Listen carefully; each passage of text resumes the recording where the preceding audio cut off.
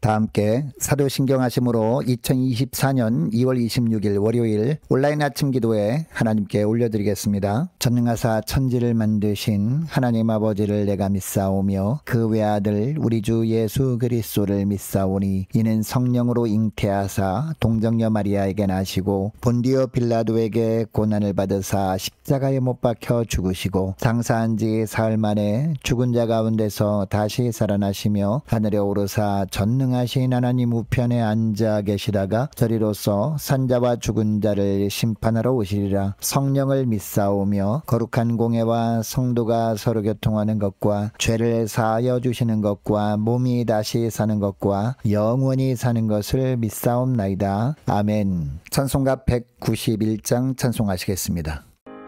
내가 매일 기쁘게 순례의 길에 남은 주의 팔에 나를 안보하며 내가 주의 큰 복을 받는 참된 비결은 주의 영이 함께함이라. 성령이 계시네 할렐루야 함께하시네. 좁은 길을 걸으며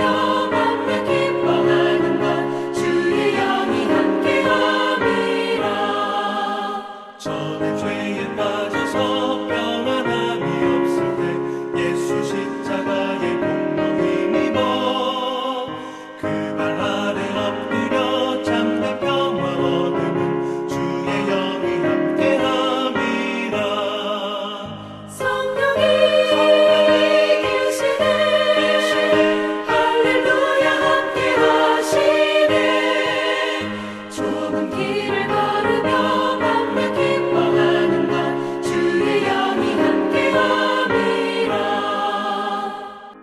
나와 동행하시고 모든 염려하시니 나는 숲의 새와 같이 기쁘다.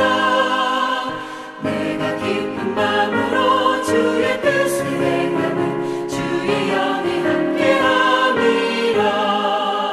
성령이 계시네 할렐루야 함께하시네. 좁은 길을 걸으며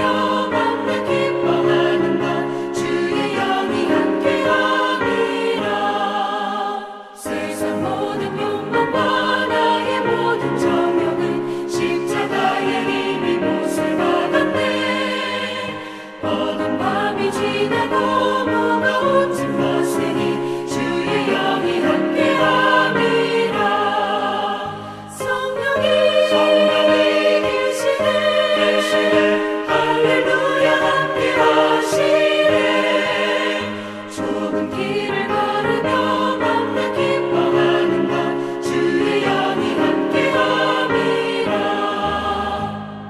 하나님 아버지 감사합니다. 어제는 거룩한 주일 예배를 통해서 말씀으로 은혜 받게 하시고 또 도전 받게 하시고 또 결단하게 하셨다가 하나님 오늘도 새로운 한 주간 시작되는 월요일 아침을 맞이하게 하심을 감사합니다. 하나님 오늘 하루도 그리고 한 주간도 주님께서 말씀을 통해서 주님께서 저희들을 이끄시는 대로 순종하며 나갈 때 주님이 예비하신 승리의 축복을 풍성히 누리며 하나님께 영광 돌리게 될 줄 믿고 이 시간에 주님 부르심에 순종함으로 나와 말씀을 받습니다. 오늘도 말씀을 통해서 주님께서 오늘 하루 어떤 삶을 살기를 주님이 원하시는지 바르게 깨닫게 하시고 또 깨달은 바대로 순종케 하여 주셔서 하나님 오늘 하루도 그리고 한 주간도 주님이 예비하신 승리의 축복을 풍성히 누리며 하나님께 영광 돌리는 하루가 되게 하여 주옵소서. 감사드리오며 우리 주 예수 그리스도 이름으로 기도드리옵나이다. 아멘. 자, 이 시간에 하나님이 주시는 말씀은 신약성경 마가복음 1장 21절부터 34절까지 말씀 보겠습니다. 자, 화면을 보시면서 마가복음 1장 21절부터 우리 함께 합독하시겠습니다. 그들이 가버나움에 들어가니라. 예수께서 곧 안식일에 회당에 들어가 가르치심에 뭇사람이 그의 교훈에 놀라니 이는 그가 가르치는 것이 번이 있는 자와 같고 서기관들과 같지 아니함일러라. 마침 그들이 회당에 더러운 귀신 들린 사람이 있어 소리질러 이르되 이르되 나사렛 예수여 우리가 당신과 무슨 상관이 있나이까? 우리를 멸하려 왔나이까? 나는 당신이 누구인 줄 아노니 하나님의 거룩한 자니이다. 예수께서 꾸짖어 이르시되 잠잠하고 그 사람에게서 나오라 하시니 더러운 귀신이 그 사람에게 경련을 일으키고 큰 소리를 지르며 나오는지라. 다 놀라 서로 물어 이르되 이는 어찌미냐? 권위 있는 새 교훈이로다. 더러운 귀신들에게 명한즉 순종하는도다 하더라. 예수의 소문이 곧 온 갈릴리 사방에 퍼지더라. 회당에서 나와 곧 야고보와 요한과 함께 시몬과 안드레의 집에 들어가시니 시몬의 장모가 열병으로 누워 있는지라. 사람들이 곧 그 여자에 대하여 예수께 여짜온되 나아가사 그 손을 잡아 일으키시니 열병이 떠나고 여자가 그들에게 수종되니라. 저물어 해질 때에 모든 병자와 귀신 들린 자를 예수께 데려오니 온 동네가 그 문 앞에 모였더라. 예수께서 각종 병이 든 많은 사람을 고치시며 많은 귀신을 내쫓으시되 귀신이 자기를 알므로 그 말하는 것을 허락하지 아니하시니라. 아멘.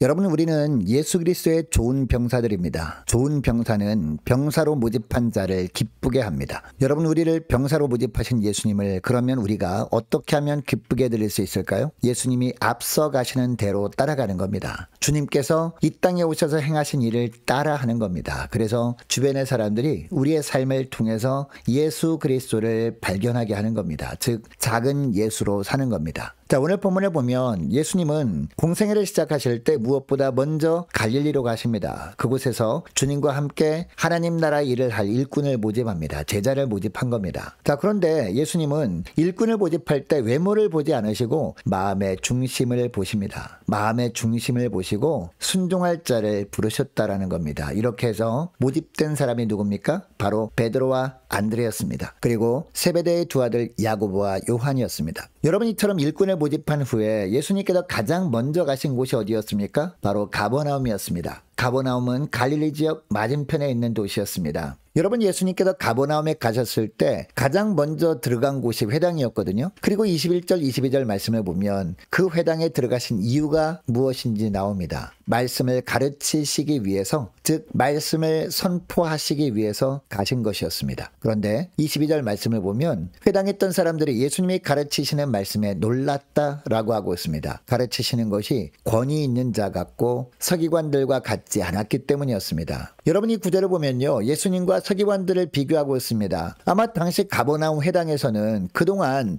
서기관들이 말씀을 가르쳤던 것 같습니다. 여러분, 서기관들이 어떤 사람들이었습니까? 직업적으로 성경을 필사하는 사람들이었습니다. 그러니까 성경에 관한 한 누구보다 지식적으로는 잘 아는 사람들이었습니다. 반면에 당시 회당에 모인 사람들이 볼 때 예수님은 단지 목수 요셉의 아들일 뿐이었습니다. 그런데 성경에 능통한 사람이라고 여겨졌던 서기관들이 말씀을 가르칠 때는 하나님의 영적인 권세가 느껴지지 않았었습니다. 그런데 예수님이 말씀을 가르치시기 시작하니까 그 말씀에 하늘의 권세가 느껴진 겁니다. 여러분, 예수님이 가르치시는 말씀이 얼마나 권세 있는 말씀이었는지 23절 24절에서 설명합니다. 그 회당 안에 있던 사람 안에 들어있던 귀신이 바로 말씀을 전하던 예수님이 어떤 분이신지 먼저 알아본 겁니다. 귀신 들린 자 안에 들어있던 귀신이 예수님을 향해서 뭐라고 외칩니까? 24절 말씀을 보니까 나사렛 예수여 우리가 당신과 무슨 상관이 있나이까? 우리를 멸하려 왔나이까? 나는 당신이 누구인 줄 아노니 하나님의 거룩하신 자니이다 라고 합니다. 그러니까 예수님이 가르치시는 말씀에 하늘의 권세가 나타나니까 그 말씀을 듣고 있던 사람들 중에 한 사람 안에 들어있던 귀신이 견딜 수가 없어서 자기 정체를 드러낸 겁니다.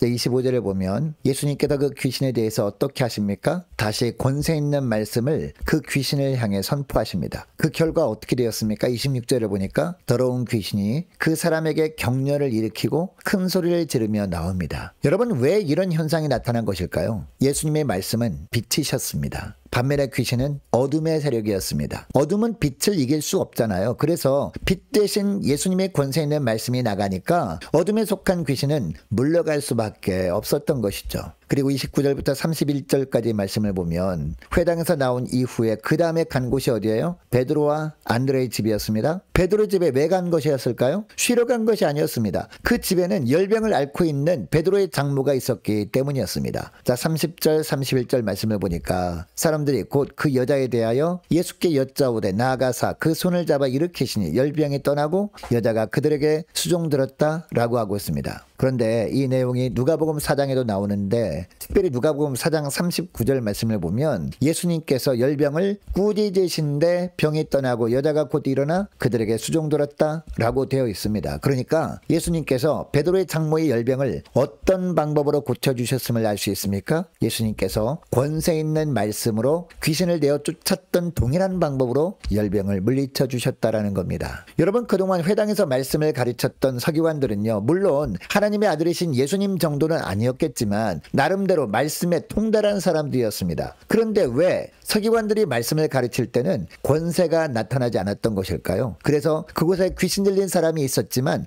그 사람이 안에 들어있던 귀신이 자신의 모습을 드러내지 않았던 것일까요? 반면에 예수님은 이 가버나움의 회당에서 처음으로 말씀을 가르친 것인데 말씀의 권세가 나타나서 귀신도 떠나고 베드로의 장모의 몸에서 열병도 떠나는 역사가 있었던 이유가 뭘까요? 그 해답이 1장 9절 10절에 있습니다. 여러분, 예수님께서 공생애를 시작하실 때 40일 동안 광야에서 금식 기도를 하신 후에 요단강으로 와서 세례를 받으십니다. 여러분은 어떻게 보면 예수님은 하나님의 아들이셨기 때문에 굳이 세례를 받으실 필요가 없었습니다. 그럼에도 불구하고 세례를 받으신 것은 예수 그리스도의 좋은 병사들인 우리에게 본을 보이기 위함이었습니다. 우리는 일단 세례를 받음으로 죄가 씻겨져야 하나님의 통치 아래 살 수 있기 때문입니다. 그런데 세례를 받으신 후에 어떤 일이 있었습니까? 1장 10절 말씀해 보니까 곧 물에서 올라오실새 하늘이 갈라짐과 성령의 비둘기 같이 자기에게 내려오심을 보시더니라고 합니다. 바로 이것입니다. 주님께서 가버나움 회당에서 말씀을 가르치실 때 성령의 임재하신 가운데 말씀을 전하신 겁니다. 그러니까 말씀의 권세가 나타난 겁니다. 그 말씀의 권세 앞에 귀신도 굴복하고 열병까지도 굴복한 겁니다. 빛 대신 하나님의 말씀이 선포되니까 어둠에 속한 것들은 견디지 못하고 물러간 겁니다. 여러분, 주님은 주님의 좋은 병사들인 우리를 오늘도 영적 전쟁터인 세상으로 보내실 겁니다. 그 영적 전쟁터에 내보내시면서 우리 주님은요, 빈손으로 우리를 보내지 않으십니다. 영적인 가장 강력한 무기를 들려서 보내십니다. 그게 뭡니까? 바로 성령의 검인 말씀이라는 무기입니다. 그런데 우리가 아무리 성령의 검인 말씀 들고 나간다고 할지라도 당시 가버나움의 서기관들처럼 그동안 익히 아는 말씀을 선포해도 말씀을 전할 때마다 말씀의 권세가 나타나지 않으면 아무런 의미가 없을 것입니다. 힘만 들 겁니다. 그러나 주님이 원하시는 것은 우리도 말씀을 선포할 때마다 그 말씀에 하나님의 권세가 나타나는 겁니다. 그래서 어둠이 물러가는 증거가 나타나는 삶을 주님은 원하신다는 겁니다. 여러분, 이런 삶을 위해서 우리에게도 필요한 것이 뭡니까? 바로 성령의 임재입니다. 이런 삶을 위해서 예수님께서 부활 승천하신 이후에 우리에게 성령을 선물로 주셔서 성령께서 내주하시는 삶을 살게 하신 겁니다. 여러분, 누가복음 11장 9절 말씀에 보면요, 이런 말씀이 나옵니다. 구하라 그러면 너희에게 주실 것이요, 찾으라 그러면 찾아낼 것이요, 문을 두드리라 그러면 너희에게 열릴 것이니 라는 말씀이 나오잖아요. 여러분, 여기서 무엇을 구하라는 겁니까? 성령 충만함을 구하라는 겁니다. 성령의 강력한 임재를 구하라는 겁니다. 그러면 우리가 구한 것, 성령 충만함을 주셔서 말씀을 선포할 때마다 말씀의 권세가 나타나서 어둠에 속한 것들이 물러가는 것을 보게 하시겠다, 이 말씀을 하시는 겁니다. 여러분, 이것을 기억하시고 오늘 기도할 때 이렇게 기도했으면 좋겠습니다. 하나님, 무엇보다 성령의 충만함을 저희들 간절히 구하길 원합니다. 성령 충만함을 저희들에게도 선물로 주셔서 영적 전투의 현장에서 말씀을 선포할 때마다 말씀의 권능이 나타나서 어둠에 속한 것들이 다 물러가는 역사를 보며 하나님께 영광 돌리는 하루가 되길 원합니다. 간절히 기도하는 이 새벽 될 수 있기를 원합니다. 계속해서 기도하기를 원하시는 것은 한 주간 동안 각 가정의 직장과 사업장을 위해서, 그리고 성도들과 자녀들을 위해서, 저와 여러분을 위해서, 구역 식구들을 위해서 함께 기도하기를 원합니다. 우리 교회가 기도로 깨어있는 교회 되게 하옵소서. 간절히 기도하기를 원하고 맡은 사역 잘 감당할 수 있는 환경과 여건을 허락해달라고 함께 기도하기를 원하고, 유초등부 중고등부 청년부를 위해서, 남녀 전도회와 각 구역을 위해서 함께 기도하기를 원하고, 또 많은 환우들이 있습니다. 환우들 위해서 기도해 주시기 바랍니다. 군복무 중인 유호성 형제 를 위해서, 또 취업을 앞둔 청년들이 있습니다. 위해서 기도해 주시기 바라고, 성사님들 가정들을 위해서, 나라와 민족과 우리 교회 앞날을 위해서 저와 여러분이 가지고 나온 기도 제목을 놓고 우리 함께 기도하기를 원합니다. 기도하겠습니다.